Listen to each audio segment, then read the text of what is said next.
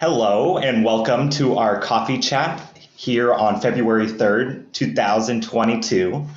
This will be an overview for new beginner parents and an opportunity for you to ask any questions that you might have for Sachiko and I. So we will begin by doing brief introductions from me, Sachiko, and our new registrar, Carissa, if you have not had the chance to formally meet yet. My name is Casey Calabaugh, and I was just started this fall 2021, and I am the school's new violin viola musicianship faculty, as well as the program coordinator for our new outreach programs that are currently being offered at Bowen Elementary, group violin classes, and we also adult chamber classes that are offered at Newton South and Newton North High School. Let's pass it over to Carissa for a brief introduction. Hi, I'm Carissa. I'm wearing a mask because I'm currently in the office, but I'm the new registrar, so you've probably talked to me at some point either over email or over phone. Yeah, I don't have anything else. I'll pass it over to Sachiko. So I'm Sachiko. I am the director, and I've been the director for over 20 years, and I'm also a Suzuki piano teacher. So happy to answer questions about piano. I'll pass it to Sakura. Hi, hello. I'm Sakura Ishii. I have a 4-year-old daughter. She has been learning the piano. So thank you. Good, and let's pass it over to Wendy. Let's see. Hello, I'm Wendy. I have a 3-year-old son who is in a Suzuki Creep, and one 5-year-old son. He's in the Core 30 class with Mr. Casey. Thank you.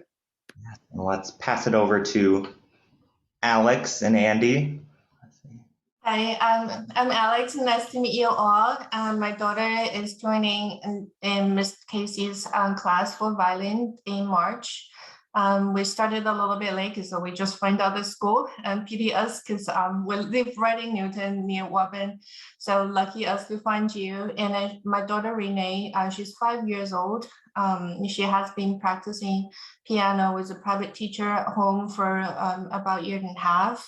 So I think she's always enthusiastic about music and wanting to learn about other instruments. So it's a great chance for her to meet other students who are interested in music and to learn from teacher formally. So thank you all. Thank you. And I see that Yang just joined our meeting. Welcome. If you could please say hi. Just say your name and your child's name, age, and instrument. Sure. My name is Yang, and then my bigger one, Alexander, and then he's learning piano with teacher Sachiko. And then the good news is we just get our new piano today. we get a K500 and then Kauai from Kauai, and we're really happy about it. Wonderful. Thank you for all attending. So again, I put the meeting agenda in the chat so you can see everything that we cover today will be uploaded later. Any links that I talk about can be found in that agenda. So today we are overviewing the 4 main responsibilities for the parent. The first being to first read Nurtured by Love, a text by Shinichi Suzuki. The second is to facilitate listening at the at-home environment. The third point we will be overviewing is the parent's role of attending lessons, group classes, musicianship, and what you should be doing and observing in those classes. And the fourth overview for new beginner parents is to create a positive learning environment by asking questions and just encouraging more repetitions and guided listening at home. And then we will end our parent chat, coffee chat, with an open discussion, which I already have one question from Sakura on the agenda today.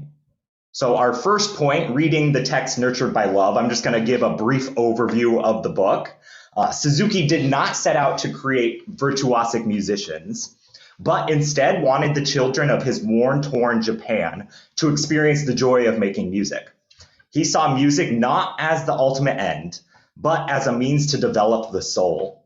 He believed the intuition and talent were not inborn traits, but by developing skill through patient repetition.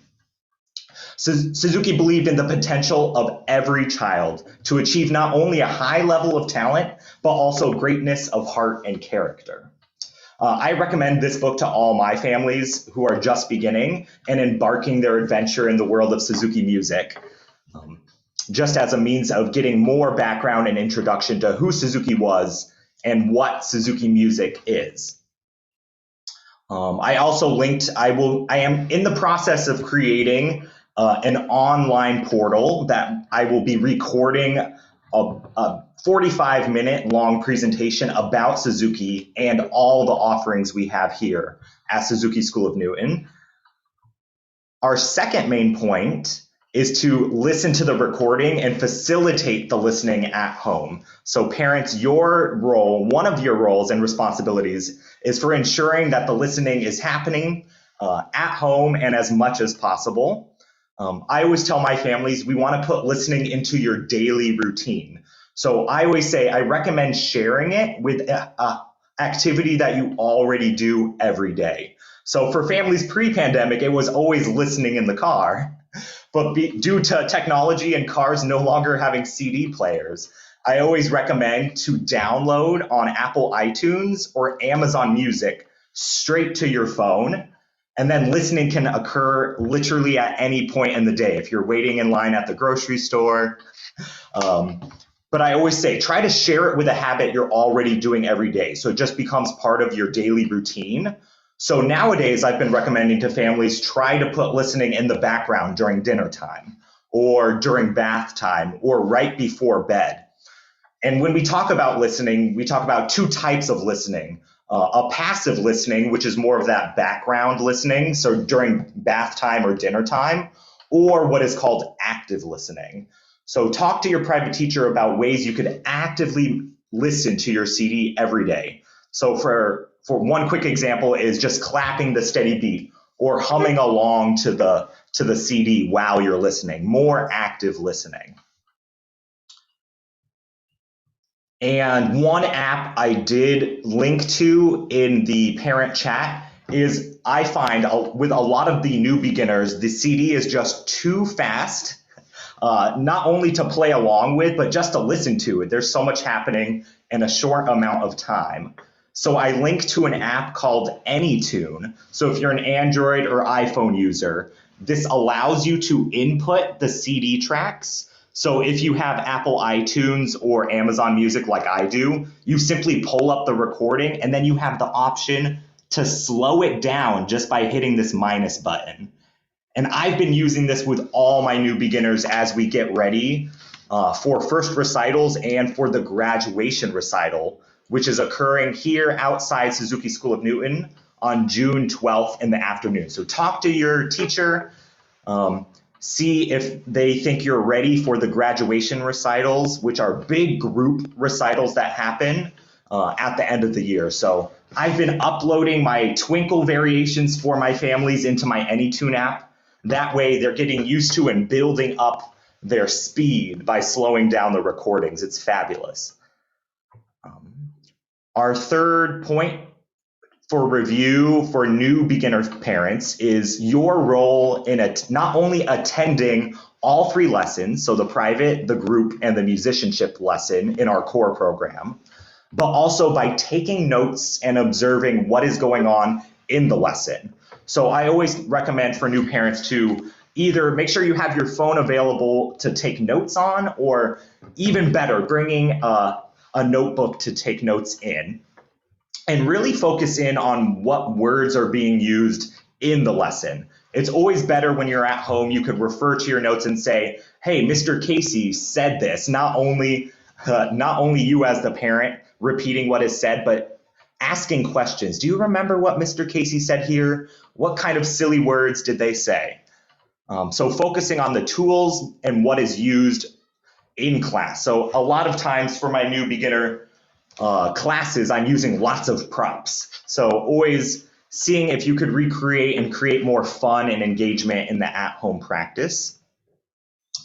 Group class is another great opportunity for you to learn and observe other families and other students. So pointing out and noticing how are other children performing and how can you replicate this if it's something that you like, high level of success at home.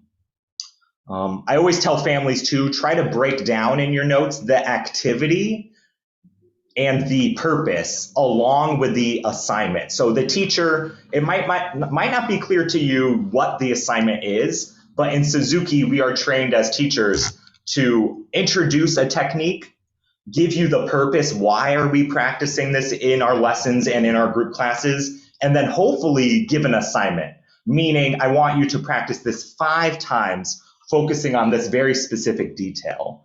And this is something, if you ever have questions with, always ask your private instructor or the group class teacher. That's one thing we are working on a lot this last semester is just opening the channels of communication. Our teachers are all so supportive and encouraging and are looking forward to talking to you about how they could better facilitate practice at home and answer any questions that you might have. And our last point for new beginner families is creating a positive environment during at-home practice as the at-home, what I call the practice partner, and encouraging more repetitions by guided listening and questions. So in Suzuki learning, it's always better to ask questions to your child rather than simply telling them what to do. So asking them, let's watch our hand during this next repetition and just noticing, asking questions to get them to where they want to be. For instance, an example, in violin playing, we are always looking at our left-hand violin technique. So often I'll ask families to think of something silly, to think about the fingers. So are we watching the fingers and how curved they are? Are they hovering above the violin like a butterfly? I even have butterfly puppets I use that I'll link to in this meeting agenda. But I have found a lot in my teaching by deferring the criticism to an exterior puppet is always better than you as the parent simply telling the child to fix something. So creating more fun and silliness and play really works at home practice. Another technique that works for creating a positive environment at home is asking your child to teach you. I have found this as a very beneficial technique. So they are then putting into words what they are working on, which has been great. Something that I've been doing a lot this semester with the end of fall term recitals is asking for performance practice or videos to be at home in your daily routine. So me as a teacher, I love receiving video updates from my families, but make sure to talk to your private teacher first. I always try to be clear with my students. If you send me a video of your practice during the week, I will always respond with like a 1-sentence text to make it easier and uncumbersome for the teacher to respond. But I have found by recording in the lesson and by sending your teacher updated videos of you practicing, not only creates a positive environment at home where we're encouraging children to perform for their teacher, but then you get another chance for feedback during the week. So I have found that very useful. Again, if you have small children, using any sort of external fun and engagement to get more repetitions during the practice. So I've been using cards, dice, as well as this app called Decide Now. I have linked this into my agenda for today as well. So this is how I get my students to do their review during the week. So this is for a pre-Twinkle student, and I have input all of my pre-Twinkle songs, Flower Monkey, all the Twinkle variations, and simply by pushing the button or flicking the spinner, I have seen children want to practice for endless amounts of time. And it's really fun because as soon as it selects one of the tasks, you have the option to deactivate it. So it's also a great way to keep track of your review during the week. And it's just been a really beneficial stimulator for getting more repetitions at home. If you have an older child, I know I recommend, and I've heard Sachiko recommend as well, writing note cards. So the note card not only acts as a reference for what the purpose of the assignment is and how many times to do it, but it acts as an easy way for older children to even just see, what are my review pieces? What did my teacher want us to practice this week? If your teacher does not currently use one of these systems for review, I know a lot of our older students use a review chart, which takes a lot more work, and those students are even writing in their homework assignments for themselves. I always recommend talk to your teacher if you feel like you're just simply not getting the repetitions that you are hoping for, and the practice is just not seeming as fun. We as Suzuki teachers are constantly trying. In the spirit of Suzuki, he was always looking for the next great fun activity, the next silly game to play that facilitates more repetition in the practice. But the end goal is just to create a greater collaboration between you as the parent and the child for at-home practice, and really facilitate this dialogue and discussion between what we call as the Suzuki Triangle. So the open communication between your teachers, the parents, and the students. I will now open it up to Sachiko if there's anything you want to add for our 4 main points that we like to remind and tell new families, as well as encouraging families who have been in our program to keep thinking about in their Suzuki journey. Is there anything you would like to add? No, I think you covered it pretty well. I'd like to leave it a little bit more open to questions, so so I'm not going to add anything right now. Okay, great. So now I will start with Sakura. If you wanted to ask your question in person, go ahead, turn your video on. But I also wrote it down. Yeah, thank you.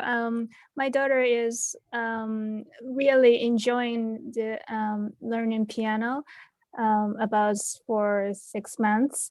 In addition, she's really interested in the violin because she watched the recital last month. She said, I want to play the violin too as well. So I'm thinking about, how should I do? Of course, there's going to be a lot of benefits to learn multiple instruments simultaneously, like in the same school year. But how should I support her? And how should I do to make it successful? So what do you think about it? Could you tell me? Did you want to answer first, Sachiko, in terms of our program? Right. Well, my basic feeling is that yes, you can study a second instrument, but I try to actually ask parents to wait until they're either finished with book 1 or pretty close to the end of book 1 before starting the second instrument. It's only because it can be confusing, and once you learn the basics of one instrument, the second instrument goes much faster. If you do 2 instruments at the same time, sort of at the very beginning, you learn both instruments, but it's like learning 2 languages at the same time. It actually slows down a little bit the process while the brain is functioning at very enormous speed, but the brain is sorting out, oh, this is piano information and this is violin information. So it's like bilingualism, this is Japanese information, this is English information. So sometimes there's a slight delay in being really fluent in either English or really fluent in Japanese. But by the time they've had a couple of years, then it sorts itself out. But I think that it's easier if you focus on the one instrument for a bit of time And then the second instrument just sort of slides right in there because your daughter is particularly young. And I think that there's no problem for fluency in both languages or fluency in both instruments, but like small things like, finger numbers in piano, this is finger 1, but in violin, this is finger 1. So, those kinds of things can be a little confusing, when you're dealing it. So I think you should just wait a little bit and then start the second instrument. Yeah, I think that's funny that you brought that up, Sachiko, because I just got a transfer student this last semester who has studied Suzuki piano for 3 years, I think, and now has begun her violin journey. And in class the other day, I was mentioning the finger numbers, and she was getting confused. And I was like, oh yeah, you're a pianist too. But especially for violin, I always tell new families, violin is at least a 1-year commitment, because in violin world, what might take a Suzuki pianist 4 to 6 months learning how to play Twinkle, for violin it might take 6 months to a year to just be able to play with proficiency the first piece. So it's a motivator. Like the better you get, I always tell families, you want to stick to one instrument because you'll see confidence and strength grow. And I know maybe Wendy, you could talk to this too. Ethan was a new student, a new beginner violin in the fall, and it has taken time for the confidence to grow with just one instrument. So I don't know, Wendy, if you want to kind of comment on that at all. Yes, I think my son started the same way because he was seeing others playing violin, and he was super interested. And luckily, we found Sakiko, and I found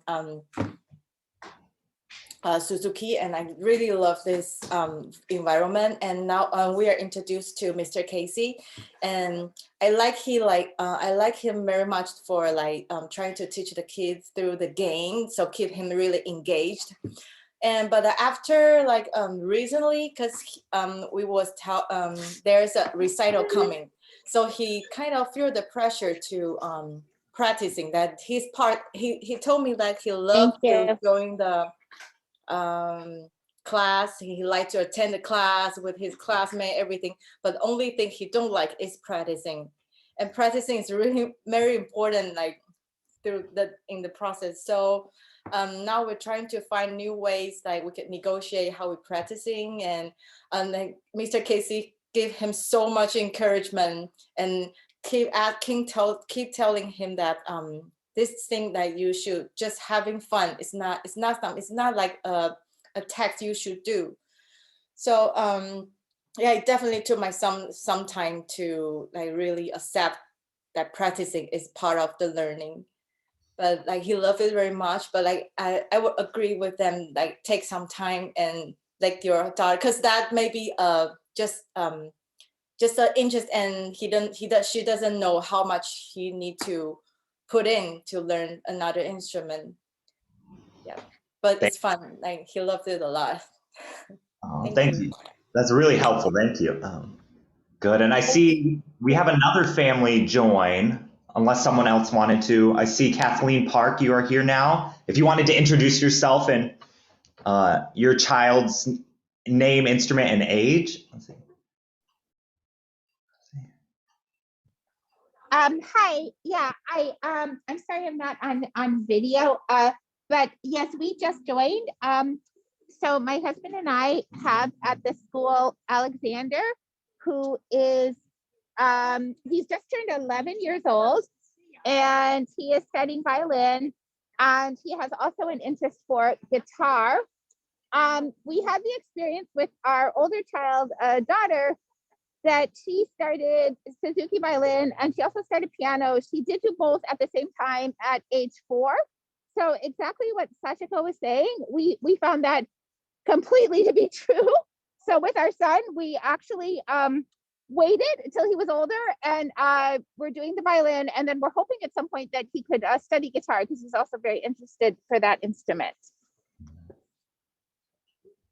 Thank you. Does that answer your question, Sakura? Anything else to add? Okay, great. Good. So we'd like to open it up to any other questions that any families might have. Hi, it's Alex here. I think I have a similar question because they were on that note already. Our daughter is learning piano for a little bit longer probably than Sakura's daughter, but still I think the same concern applies. So I just wonder, like in general in a classroom, how would you facilitate the learning experience in Suzuki School for kids who are trying to learn multiple instruments at the same time? How would you encourage them? Because I feel like our daughter, she tried it at the violin place. We're trying to rent a violin, and she said it doesn't sound good. But that was her only first experience was violin. So I feel like the encouragement from parents, of course, and from the teacher and her fellow students will be very important through this journey. So I just wonder, like, how would you facilitate that?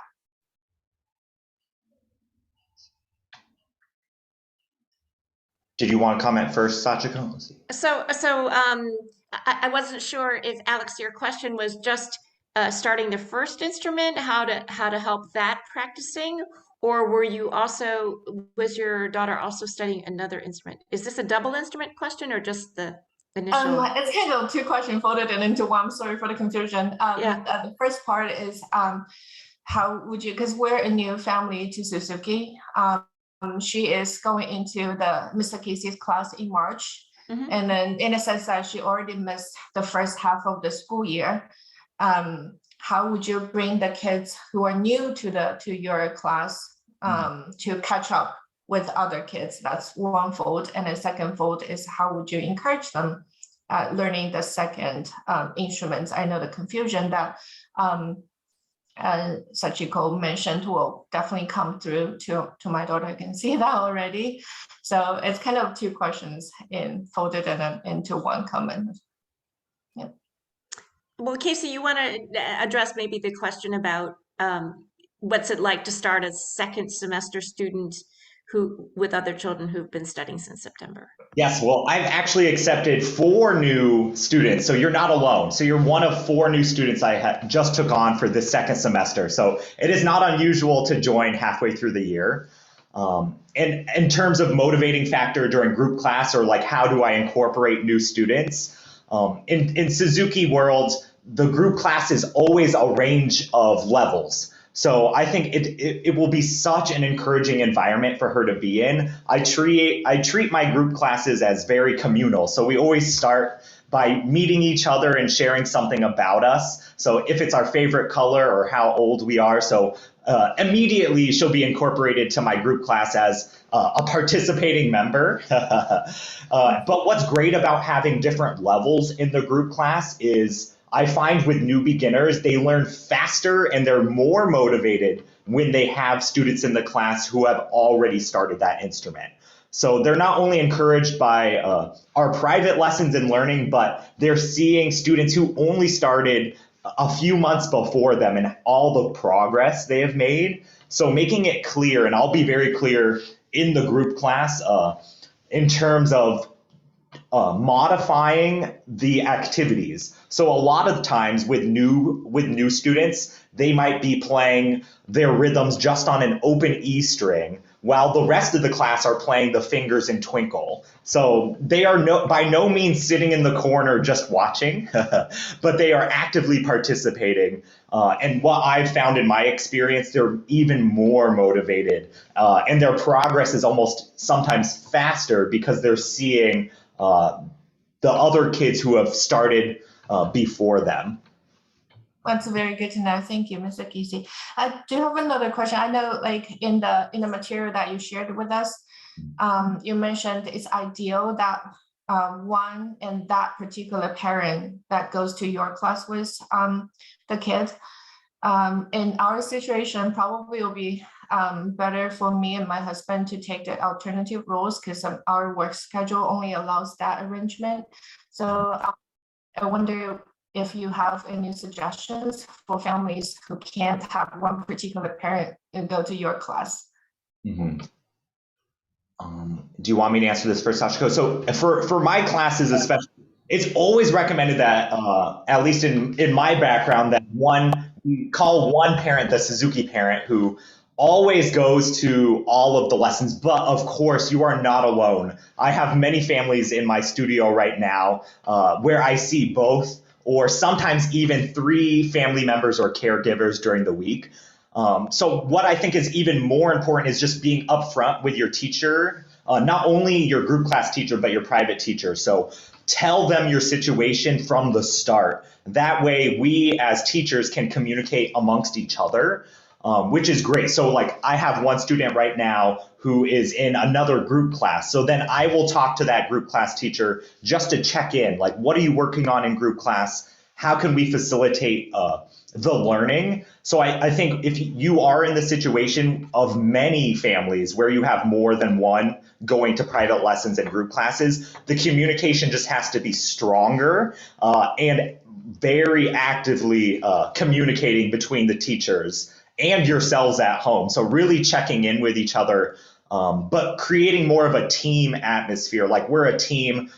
It's not that mom is the private teacher and dad is the group class teacher, but we're all a team working together for the learning. I don't know, Thank you. Sachi. Yes, yeah. But yes, you have been very upfront right away. So you've done exactly the right thing by letting me know. But that's Yes. one of my first questions to parents is how can I better facilitate the learning and the practice just by keeping that communication open? But yes, never being afraid to contact your other teachers too and say, hey, especially if it's not the usual parent, because some weeks I get emails and I ask for families like, let me know at least a day in advance who to expect in the class. That way, in case I need to catch them up on something that we've been doing, or it's always great. The teacher never wants to see someone I think they've never met or gotten an introduction from. So just always being upfront with the teacher, and then being open with your communication. Thank you. You got it. Thank you very much. I do like to mention just a couple of things. One is that there seems to be some concern about the speed at which a child is going to be learning. And I think that that's something for us all to be aware of.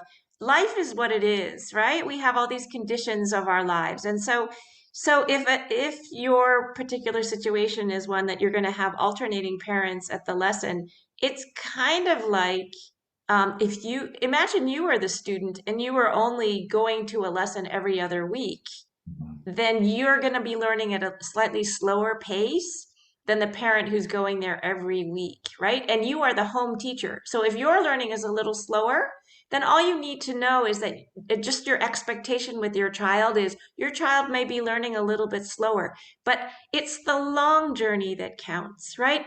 The long journey is that he never quits or she never quits, that she remains enthusiastic, that you're having a good time learning. Maybe there's a role reversal because the child is at the lesson every week, so the child is actually maybe learning slightly faster than you are. Sometimes children are more flexible. So as in language, children are learning English faster than their parents who are immigrants sometimes, right? So all of those things can contribute to a family atmosphere of we're all learning and we're all learning maybe at different paces. And that's an important life lesson that we want children to be aware of, is that I like to say at the very beginning, no two children, no two people are going to learn at the same speed going up the mountain of knowledge, right? So in group class, one of the important messages about group class is two children might be learning like this, and then one kind of drops off and one is learning like this, and then this one drops off, and then this one learns faster. So it's kind of a mountain that's different for every child, right? It's gonna be different for every parent too. And sometimes you have the child who's like this, and meanwhile the other ones are going like this. And then one day this child's something clicks and this child just takes off. So I have a few students that I've had for several years now, and I remember there was one girl who was really shy, and she barely would play in class. It was too shy. And her dad knew nothing about music at all. Nothing, right? So he had to write, little crib notes in the book all the time to tell him, what to play, either finger numbers or even the note names were numbers rather than the names of the notes. And he was just really trying because he knew nothing about it. Well, right, this girl now is she's 10 and she's in piano book 5, and they've survived 5 years of learning. And where at the very beginning she was probably the slowest, now she's way at the top. And so you just don't know what's going to happen along the way. But if you expect that there's going to be bumps, you just have to also believe that the bump will pass and then it will grow again. So I think those two things are very important to know. Thank you. That's really well said. I think our family philosophy is for our daughter to generally enjoy music without getting too pressured. We're not trying to get her into like competitions or any sorts anytime soon. So if she's liking the music, wanting to do a little bit more, learning the symbols and learning another language, as you said, then we're supportive. So I'm really happy that you have the same idea and the same concept. Thank you for that. You're welcome. Definitely. Are there any other questions from families? Yes, actually, I do have a question follow-up. Learning at different speed. Yeah, a lot of family, they have really motivated kids. They want to learn piano. They want to learn a different instrument. But for Alex, he liked to practice piano, but for a limited time. So then practice, definitely the part of learning. You have to be practiced and be perfect, and then you have the confidence that you can do it. So you kind of like encourage yourself to get better. But if you're not practicing enough, then they will be slow. Eventually get it, but it will be a slower road. So as a parent, we try to force him, and it turned out it's not a good thing. And we really couldn't force him because he's 6 now. So you really couldn't just grab him to do it. So any advice or suggestions or just Well, first of all, because Alex is my student, I have to tell you, Alex is doing great. He has a great hand position. He is moving from piece to piece at a wonderful pace, So you may think that maybe he doesn't practice very much, but what is sometimes really important is the quality of the work that he does and not the number of hours that he puts in. So one of the signals that's really tricky is to know when a student, the concentration or there's a mental fatigue, right, can happen. And so some students are better at practicing, 5 or 10 minutes, like 2 or 3 times a day, not all at once. So that don't worry about it. If he can practice 10 minutes and he practices 10 minutes well, that's very good, So I would say that you should know he's doing very well. It's very comforting to hear that, because we have other parents. They said, "Oh, my daughter can practice like an hour and a half all by herself." I was like, "What? We cannot do that. We can never do that." Yeah. So, but it's true that that sometimes taking, practice is not always doing the hardest thing. Practice is often doing the thing that's the most easy to come to, because part of being a really good musician is the time spent with the instrument, right? That comfortable, ease of playing just comes from sometimes playing something enough times that it becomes comfortable. So sometimes I think we as parents think, oh, the practicing is really working on the thing that's new, but actually a lot of the practicing is doing the thing that you already learned, right? So children can be much more independent if they're playing things they already know how to play. So us being, like I like to say to the parents, you're not necessarily you are definitely the home teacher, we say. But at the same time, you're also the home cheerleader. You should just be encouraging your, oh, you know what? This morning you played great, Twinkle Variation A. Would you just play it again? Like the repetition of just doing it again and again. Most children are comfortable playing something they know how to play.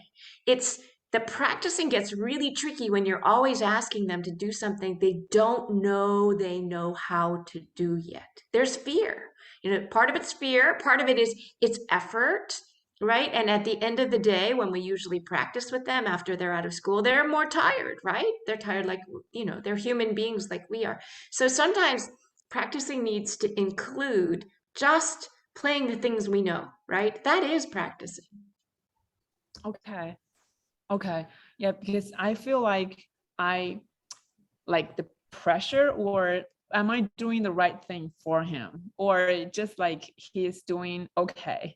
Because if you talk to other parents, then the comparison is, it's inevitable. So how can we just to calm down and then just let him do what he's doing for him, like comfortable with his level, like, because I don't want him eventually. He said, I hate piano, I don't want to do it anymore. This is not my goal. So me, I'm telling you, you can calm down. It's okay for you to calm down. But I think, like here we are, we're exchanging ideas. And so Casey has the spinner, so I'm looking to try to create the spinner on my phone. I bet you Alex will love that, right? So you should put the spinner and his pieces and say, okay, first we practice the regular way. And then maybe either another time in the day or after that's over, then you say, okay, now we're just going to do the spinner game. And you just have to play all the pieces again. And actually, you'll get him to practice the second time. Thank you so much. Wendy, yeah, it looked like you wanted to say something. I would like to make some comment on Mrs. Yen's question, because my son is exactly like yours. And I had been through a phrase that there's a girl like is in our class, but he's like really into, he loves to practice, and I can see, because we have play day, I can see both of her parents are really involved. So I think that keep the like learning experience, good learning experience going. But most of in our house, most of the time I'm the one, like the home teacher, like, or home partner to practice with him. But sometimes my son will feel pressures. And also the comparison between parents or the kids will make me feel depressed. I think that's the thing that we need to like take out of our head, because every child is different.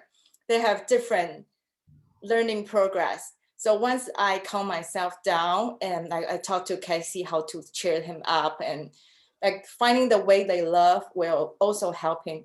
Also, my son is 6, and I found that because there's a certain time that Ms. Suzuki will have recital, right? There's a recital coming, and at the end we'll have a graduation. So that this is the time we will put some reward for him to keep him motivated. Because I have a boy, and I think the motivated part, the reward part really that can like motivate him to do it. And he will also feel confident and accomplished, like he accomplished something. So, and sometimes I will play the student too, because I will say, oh, Mr. Casey teach you something I really don't know, because I play piano. I have no idea about like the piano, the violin work. So he will feel like, oh, he knows better than me. So he give me some, he will like teach me. So at the same time, he will like review what he learned from the class. That really helped him to like practice. So I hope this tips will help. Thank you. Yes, thank you. Thank you for your input. We're gonna definitely try the reward part. Yes.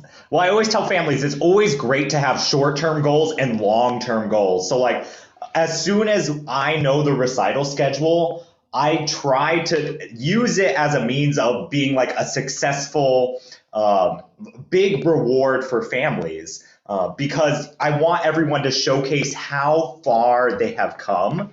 And it's a great way to see other students in the program, especially with COVID. I know it has been so hard to see other performances and other players, but I think the recitals are such a motivating factor for this age group in particular to see where they're going and like where they will be if they keep working really, really hard. And recitals should be a celebratory time to really reflect on how far you've come. So I always tell families, try to do something really fun, like hype it up to be something that's exciting rather than something that's really scary and nerve-wracking, which is good. Any other follow-up to those comments or questions? I love the dialogue that we have right now between all our families present. That's great. Any other questions? Yes, question?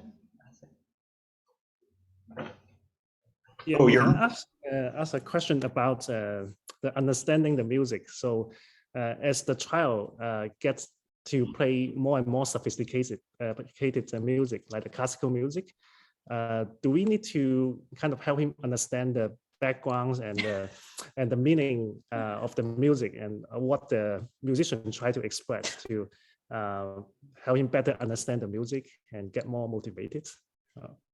Any Oh yeah. Oh yeah. Oh yeah.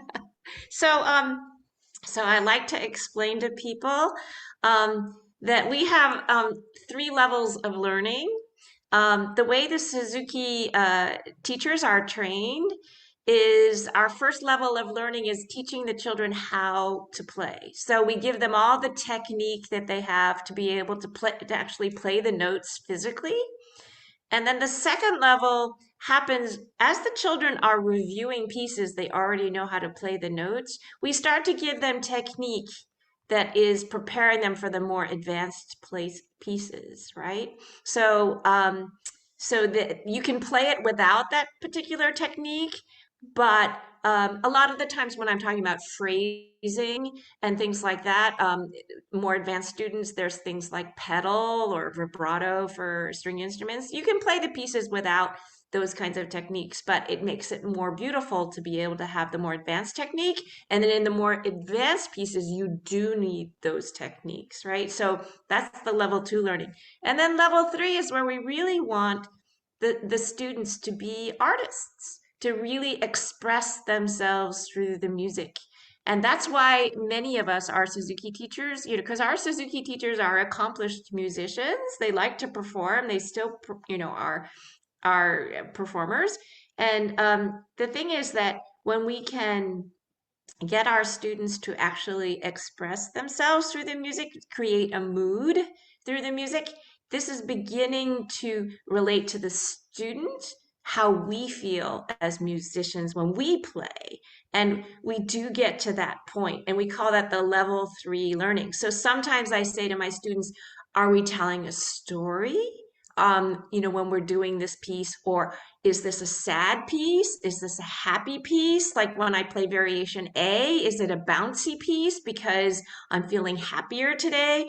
Or gee, sometimes we play Mary Had a Little Lamb and we put it in minor because we want it to feel sadder, that kind of thing. So yes, we want to get to that level of musicianship, and we try to get there even in book 1. I mean, even at the very beginning. All right. So there are these 3 levels, and it's getting deeper and deeper. And it comes with the fact that we ask you to review your pieces and play them a long time, because once they become really easy technically, then we feel that the quality of just feeling the music really comes out.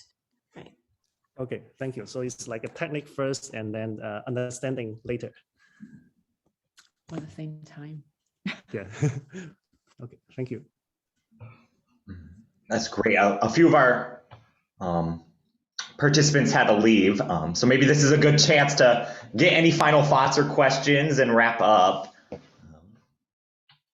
If you have anything else you'd like to ask or share. It has been so wonderful talking to everyone. I always like to end by just telling everyone of our exciting upcoming concerts. So again, this weekend is the last of our fall term recitals, which you can always watch via our Facebook page live stream. So you simply search for Suzuki School of Newton.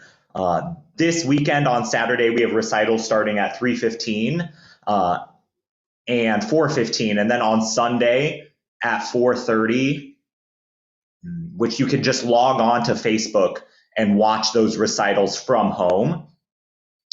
And then our faculty concert is coming up. So on March 6th at 4 p.m. at Newton Presbyterian Church, which is 75th Vernon Street, we have another faculty performance where you could see all of the teachers here perform, which will be exciting. So I would just like to thank everyone in attendance for your great questions and dialogue.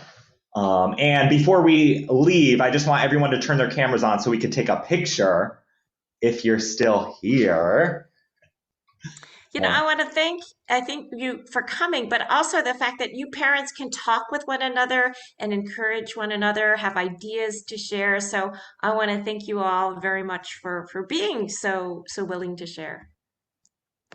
Okay, I'll give a countdown, 3, 2, 1, and then cheese. 3, 2, 1, cheese. Thank you. So check the Friday upbeats, and I will be sending out not only my document with all the links of today's meeting, but the recording where you could find this. So take care and have a wonderful week. Thank you. Thank you.